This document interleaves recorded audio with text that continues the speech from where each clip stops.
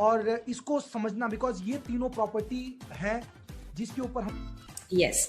सो अगर हम Kangen water की पहला डिफरेंस है ना, एंटीऑक्सीडेंट। पहले तो मुझे ये बताइए कितने लोगों को पता है कि एक्चुअली एंटीऑक्सीडेंट क्या होता है, एग्जैक्टली क्या होता है और इतना उसका पावर क्या है? ओके, कुछ लोग हाथ ऊपर कर रहे हैं। कम से कम 500 बार तो बोल चुके होंगे अपने मुंह से। यस, आप बोल चुके होंगे, बट आपका आज है ना नजरिया पूरा चेंज होने वाला है एंटीऑक्सीडेंट के बारे में। और जो आपके आसपास 99.99% लोगों को नहीं पता है, वो आपको मैं अभी बताने वाली हूँ कि कितना पावरफुल है एंटीऑक्सीडेंट और क्यों वो लेना चाहिए आपको। अब मुझे ये बताइए, यहाँ पर जो आपको दिख रहा है कि 2 फोटोग्राफ्स है, 2 तरह के, लेफ्ट साइड और राइट साइड, जिसमें आपको चेयर, बिल्डिंग वगैरह दिखेगा लेफ्ट साइड, और राइट साइड जो है उसमें आपको फोन और वगैरह कार जो है वो दिखेगा। द बेसिक डिफरेंस इज कि वो भी लेफ्ट साइड वाली चीजें हैं, वो सारी डेड चीजें हैं, और राइट साइड वाली लिविंग चीजें हैं, यानी कि जिंदा। उसे चलाने के लिए आपको कुछ देना पड़ेगा, राइट? एक बार बिल्डिंग बन गई, उसके बाद उसे चलाने के लिए कुछ देने की जरूरत नहीं है। एक दरवाजा बन गया, उसके बाद उसे चलाने के लिए कुछ नहीं चाहिए। बट हाँ, मोबाइल को, गाड़ी को, इंसानों को कुछ ना कुछ चाहिए ताकि वो जिंदा रह सके। अब जो लिविंग चीजें हैं उनको चलाने के लिए एनर्जी, इलेक्ट्रिसिटी या पावर चाहिए। सिंपल सा लॉजिक है। Yes, ma'am. अब 2 तरह की लिविंग चीजें होती है, जैसे कि मूविंग, यानी कि जो मूव कर सकती है, पोर्टेबल है, मोबाइल है, लैपटॉप है, और नॉन मूविंग यानी कि जो वायर्ड है, जैसे कि पर्सनल कंप्यूटर, टीवी वगैरह। अब जो मूविंग है उसे हमें बैटरी या तो वायरलेस सिस्टम देना पड़ेगा जिससे उसे बैटरी या एनर्जी मिल सके, और जो नॉन मूविंग है उसे वायर देना पड़ेगा जहां से उसे इलेक्ट्रिसिटी मिले। अब ह्यूमंस, मुझे बताइए क्या है, क्या वो पोर्टेबल है या नॉन पोर्टेबल या नॉन मूविंग है? It is portable, right? हम मूव कर सकते हैं, हम कोई एक जगह पर ही नहीं है जहां पर एक वायर लगा है और इलेक्ट्रिसिटी मिल रही है। So because we are a portable system, हमारे अंदर भी एक बैटरी सिस्टम है, और जहां पर भी बैटरी शब्द आता है तब दूसरा शब्द आता है, दैट इज वोल्टेज। वोल्टेज का मतलब होता है कुछ ऐसा जो आपको एनर्जी दे। जैसे मोबाइल में बैटरी लगी हुई होती है जिसकी वजह से वो चलता है और रेगुलरली उससे रिचार्ज करना पड़ता है। सिमिलरली हमारा शरीर भी बैटरी सिस्टम पर काम करता है। अब सवाल है कि वो वोल्टेज कौन जनरेट करता है, बैटरी क्या है शरीर का? तो जैसे मोबाइल की बैटरी होती है, वैसे शरीर का बैटरी है सेल। क्योंकि अगर आप माइक्रोस्कोपिक लेवल पर देखें अपने हाथ को, तो वैसे आपका हाथ दिखता है, बट माइक्रोस्कोपिक लेवल पर तो आपको वाइब्रेटिंग एनर्जी दिखेगी। बेसिकली अगर शरीर को खोला जाए तो अंदर कुछ नहीं है, वो है millions and trillions of cells. इतने सारे सेल्स, करोड़ों में सेल्स यानी कि कोश अवेलेबल है। अब ये जो कोश है वो एनर्जी जनरेट करते हैं, बैटरी है वो, बट वो मेजर कर सकते हैं हम वोल्टेज में। वोल्टेज को मेजर करने के लिए, जैसे आप पानी को मेजर करते हैं तो ml में करेंगे, लीटर में करेंगे, वजन को मेजर करेंगे तो किलो में करेंगे, वैसे बैटरी को, एनर्जी को मेजर कर सकते हैं मिलीवॉट्स में, जिसे हम MV कहते हैं, मिलीवॉट्स। अब ये शब्द है ना, सबको पता होना चाहिए, MV यानी मिलीवॉट्स, बहुत ही सिंपल सा शब्द है। सो वोल्टेज मतलब मिलीवॉट्स। अब आपके सेल अगर हेल्दी है तो उसका वोल्टेज -20 से -25 मिलीवॉट्स के बीच में रहेगा, -20 to -25 मिलीवॉट्स। अगर वो मिलीवॉट्स कम हो जाए और प्लस में चले जाए, दैट मीन्स बीमारी आने की संभावना बढ़ जाती है। और दूसरा, हमारे बॉडी का सेल का pH 7.35 to 7.45 के बीच में रहने के लिए बना है। अगर कोई इंसान को आप वाइब्रेटिंग, एनर्जेटिक, हेल्दी तरीके से देखते हैं, इसका मतलब है उसका सेल का pH स्लाइटली अल्कलाइन होता है। अब उसे मैं थोड़ा, इसका है ना फोटो निकाल देना, अगर आपको नहीं पता है तो इसका मतलब इसका रट्टा मान लीजिए। Okay, everybody please do that, take the screenshot everybody, सब लोग इसका स्क्रीनशॉट ले लीजिए एक बार। So cell voltage -20 to -25 average रहना चाहिए मिलीवॉल्ट्स के बीच में, और सेल का pH 7.35 to 7.45। अब यहाँ पर देखिए, जब हम जन्म लेते हैं ना, तब हमारा सेल का pH करीबन 7.60 के आसपास रहता है, यानी कि नॉर्मल से ज्यादा अल्कलाइन। इसीलिए आप देखते हैं कि उन बच्चों का सेल वोल्टेज क्योंकि -35 है, हाई है सेल वोल्टेज, उसकी वजह से उनके बच्चों के अंदर एनर्जी हाई रहती है या लो? हाई रहती है। जब एक बुजुर्ग इंसान को देखेंगे आप, तो उनके अंदर की एनर्जी हाई रहती है या लो? ज्यादातर लो रहती है। क्यों? क्योंकि सेल के वोल्टेज डाउन हो चुके हैं। हम जैसे जैसे एडल्टहुड में जाते हैं और अगर कोई हेल्दी एडल्ट है तो उसका सेल का वोल्टेज -25 के आसपास रहता है। बट जब हम थक जाते हैं ना, तब हमारे सेल के वोल्टेज डाउन हो जाते हैं। जैसे जब आपकी बैटरी थोड़ी सी मोबाइल की डाउन हो जाती है तो वो थोड़ा सा फंक्शनिंग में आपको प्रॉब्लम करेगा। डिस्प्ले जो है उसका ब्राइटनेस कम कर देगा, आपको पूछेगा कि पावर सेविंग मोड में चला जाऊं या नहीं। सिमिलरली हमारा बॉडी भी जब थक जाता है -15 के आसपास, और जब बीमार हो जाता है तब -10 के करीब पहुंच जाता है। और अब मुझे ये बताइए कि -10 से भी कम होगा तो क्या होगा? What do you think? You will attract chronic problems in your body. But वो कैसे हम सेल का वोल्टेज कम करते हैं? सेल का वोल्टेज हम कम करते हैं नंबर 1, जब हम सोते नहीं हैं। इरेगुलर स्लीप क्वालिटी, अगर हम 7-8 घंटे की एवरेज स्लीप नहीं लेते हैं, और जरूरी नहीं 7-8 घंटे क्वांटिटी होना चाहिए, अच्छी नींद आनी चाहिए उस समय में। आप 5 घंटे नींद लो बट आपको ऐसा लगे कि यार सुबह उठ के फ्रेश लगता है, then it is a good sleep.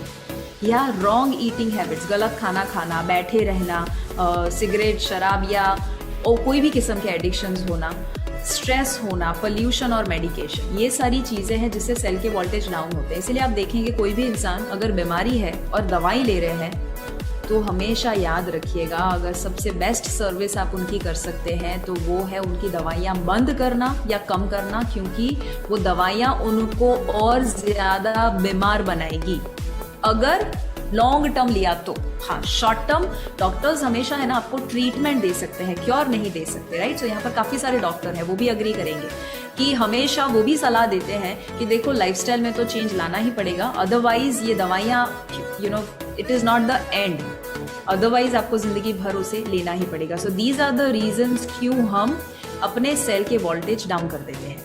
अब एक हद से कम हो जाए अगर हमारे सेल के वोल्टेज, तो +++30 तक पहुंच जाता है, तो इतनी कंडीशन खराब हो जाती है कि कैंसर होने की संभावना होती है। यानी कि जब हम +5 +10 के आसपास होते हैं तो diabetes, hypertension, obesity, thyroid, PCOD, ये सारी चीजें होने की संभावना है, या कोई भी किस्म के हेल्थ चैलेंज। अब अगर +30 यानी कैंसर, इसका मतलब क्या हुआ कि जब लो वोल्टेज हो जाता है तब बीमारी आती है, और अगर किसी को बीमारी है दैट मीन्स उसका बॉडी जो है वो लो वोल्टेज पे काम कर रहा है। कितने लोगों को इतना समझ में आया? ये मैं बहुत ज्यादा कॉम्प्लिकेटेड नहीं बता रही, बहुत ही आसान बता रही हूँ, राइट? बहुत सिंपल लैंग्वेज है। सो टू मेक इट सिंपल, कितने लोगों को क्लैरिटी मिली इस टॉपिक के ऊपर? एंटी ऑक्सीडेशन के चैट बॉक्स में CLR टाइप करो, CLR टाइप कर दो चैट बॉक्स में। कितने लोगों को क्लैरिटी मिल गई है कि वोल्टेज, सेल्स, इन तमाम सारी चीजों को रिलेटेड, एंटी ऑक्सीडेशन से related? Yes ma'am, thank you ma'am. Awesome. So हमारा सेल का वोल्टेज क्या होना चाहिए? Everyone let's repeat so that you remember. -25 से लेकर यस, वोल्टेज उतना होना चाहिए। एंड हमारा सेल का pH कितना होना चाहिए? 7.35 से लेकर 7.45 pH। अगर वो है तो हेल्दी है। अगर हमारे सेल के वोल्टेज डाउन हो जाते हैं तो बीमारी आएगी या नहीं आएगी? बीमारी आएगी। सेल के वोल्टेज बढ़ते हैं यानी कि माइनस में चले जाते हैं, दैट मीन्स बीमारी जाएगी या नहीं जाएगी? जाएगी। ओके, सो हमें क्या करना है? सिंपल सा उसका लॉजिक है कि अगर हम बीमारी को दूर करना चाहते हैं, all we have to do is raise the voltage of your cells. In other words, नए सेल बनाइए, हेल्दी सेल बनाइए। सो इसके ऊपर है ना एक बहुत ही अमेजिंग शेयरिंग मैं बताना चाहूंगी। जेरी टेनेंट करके उन्होंने किताब लिखी है, हीलिंग इज वोल्टेज। मैं रेकमेंड करती हूँ आप जरूर ये किताब पढ़िए, हीलिंग इज वोल्टेज। ये किताब में ये डॉक्टर कहते हैं कि अगर आप हमेशा हेल्थ को मेंटेन करना चाहते हैं तो आपको दवाइयां लेने की जरूरत नहीं है, आपको सिर्फ और सिर्फ एक चीज करनी है और वो है नए सेल बनाइए। और नए सेल बनाने के लिए मैंने यहां पर रेड में लिखा है आपको कितना वोल्टेज चाहिए? -50 मिलीवॉल्ट्स। कितना चाहिए? -50 मिलीवॉल्ट्स ओनली। सिर्फ -50 मिलीवॉल्ट्स मिल जाता है तो आपके सेल रीजनरेट और नए और हेल्दी सेल बनना शुरू हो जाते हैं। अब अगर ये समझ में आया तो ये पूरा चार्ट, अगर इसका भी फोटो निकालना चाहे निकाल दीजिए कि -50 मिलीवॉल्ट्स वोल्टेज मिल जाता है, वो इंसान का रिकवरी और हीलिंग होना शुरू हो जाता है। और अगर आप ये समझ पाए हैं तो एक इंपॉर्टेंट क्वेश्चन, कैंगन आपको कितना मिलीवॉल्ट देता है वो मालूम है? दोस्तों चैट बॉक्स में टाइप कीजिए। वेरी पावरफुल क्वेश्चन, प्राउड होगा आपको फिर से अपने आप पे। कुछ लोग लिख रहे हैं, right? Yes yes, they are writing. Yes. अब आप हैरान हो जाएंगे और अब आपको पता चलेगा कितना पावरफुल है वो। सिर्फ आप जब कहते हैं ना कि इतना मिलीवॉल्ट देता है कैंगन वाटर, उसे आपको इतना एम्फोसिस के साथ कहना चाहिए ना, सामने वाला हिल जाना चाहिए, अरे बाप रे इतना बड़ा देता है। वो आपको देता है, कैंगन वाटर आपको देता है -400 से लेकर -850 मिलीवॉट्स। -400 से लेकर -850। मैम, नए सेल को जनरेट करने के लिए, उसको प्रॉपर फंक्शनिंग करने के लिए भी हमको जरूरत पड़ती है मैक्सिमम -50। यस। और कैंगन हमको देता है -400 टू -850, मतलब उसका कम से कम 8 से 12 गुना ज्यादा। यस। वाओ। मतलब है हैलोजन बल्ब और अपन अभी तक उसको 2 वोल्ट के जो है बल्ब की तरह दिखा रहे थे। एवरीबॉडी आपको पता है, आप ये सारी चीजें अगर आप जेरी टेनेंट को बताओ या ऐसे लोगों को बताओ जिनको सही में पता है कि सेल्यूलर लेवल पर अपने बॉडी को चेंज कैसे करना, वो हैरान हो जाते हैं। और इसीलिए यहां पर मैं नाम तो नहीं दूंगी, बट आपको पता है कि कितने ऐसे सेलिब्रिटीज है और कितने ऐसे हेल्थ एंथुजियास्टिक लोग हैं, कितने ऐसे डॉक्टर हैं जो कैंगन को प्रमोट करते हैं। हाँ, यस। और वो ऐसे डॉक्टर हैं जो सही में पेशेंट की हेल्थ सही में अच्छी करना चाहते हैं। डॉक्टर हिरोमी शिन्या का आप जानते हैं, right? One of the greatest doctors that the world has ever seen. वो अगर इसे रेकमेंड करते हैं ना तो दूसरा थॉट ही नहीं आना चाहिए। वो अपने सभी पेशेंट्स को रेकमेंड करते हैं। आई मीन मैम थोड़ा इस पॉइंट को थोड़ा स्पेसिफाई करो तो। थोड़ा यहाँ पे बहुत सारे ऐसे लोग हैं, उनके गली के 4 डॉक्टर उनको मना कर देते हैं, बोलते हैं नहीं ये नहीं लेना चाहिए, ये बेकार होता है। और मैम थोड़ा सा एम्फेसाइज करना इस पॉइंट को कि 4 डॉक्टर ने मना कर दिया, सर मेरे जो डॉक्टर है ना, पर्सनल डॉक्टर, वो मेरे को मना कर रहा है, इसलिए मेरे को कैंगन मशीन मेरे घर में नहीं लगाना है। मैम थोड़ा सा स्पेसिफाई करो मैम इस पॉइंट। मैं आपको है ना कल की ही बात बताती हूँ। कल ही मेरे घर पे एक डॉक्टर आए थे, वैसे 2 लोग डॉक्टर्स थे, बट उसमें से एक 71 ईयर ओल्ड डॉक्टर और बहुत वेटरन डॉक्टर, मतलब बहुत ही रेप्यूटेड डॉक्टर थे। तो उनके साथ जब मेरी बात हुई, करीबन 9:30 के आसपास मेरी बात हुई, और तब कैंगन की बात निकली। उन्होंने मुझे क्या बोला पता है? शिवांगी देखो, अभी ये जो कोरोना का समय आया है ना, इतना समझ चुके हैं कि जो गली पे रहने वाले लोग हैं ना, उनको कुछ नहीं होता, बट जो बड़े बड़े लोग होते हैं ना, उनको बहुत प्रॉब्लम होता है। ठीक है, अब उनका ये एनालिसिस था। तो मैंने पूछा, अच्छा क्या लगता है आपको, क्यों ऐसा हुआ? तो बोले हम लोग है ना, अपनी इम्यूनिटी बहुत ज्यादा है, क्योंकि हम सिर्फ और सिर्फ हेल्दी लाइफस्टाइल फॉलो करते हैं। अब उनको जब मैं देख रही थी, ठीक है, अब उन्होंने अपना नजरिया बताया, बट ये बिल्कुल गलत है। पहले तो मैं बता दूं, किसने कहा कि स्ट्रीट वाले लोगों को प्रॉब्लम नहीं हुआ? हमारे घर में जितने भी मेड है ना, 5 मेड में से 4 मेड को कोरोना इतना खराब हिट किया था। बट प्रॉब्लम क्या है, बड़े लोगों का न्यूज में आ जाता है। ये लोग जो होते हैं बहुत ज्यादा निग्लेक्ट कर देते हैं। तो ऐसा नहीं है। लोग ये कहते हैं, बहुत सारे डॉक्टर्स, कुएं का पानी पियो और ऐसा पानी पियो जो इम्यूनिटी बढ़ाए। अरे आपको पता है वो कितना डैमेज कर सकता है आपको। सो लोगों की तो छोड़ो, मैं जितने डॉक्टर्स को मिलती हूँ ना, नंबर 1 मैं क्या देखती हूँ पता है? उनका पेट बड़ा है क्या, वो कोई दवाई ले रहे हैं, तो उनकी सलाह सुननी ही नहीं है।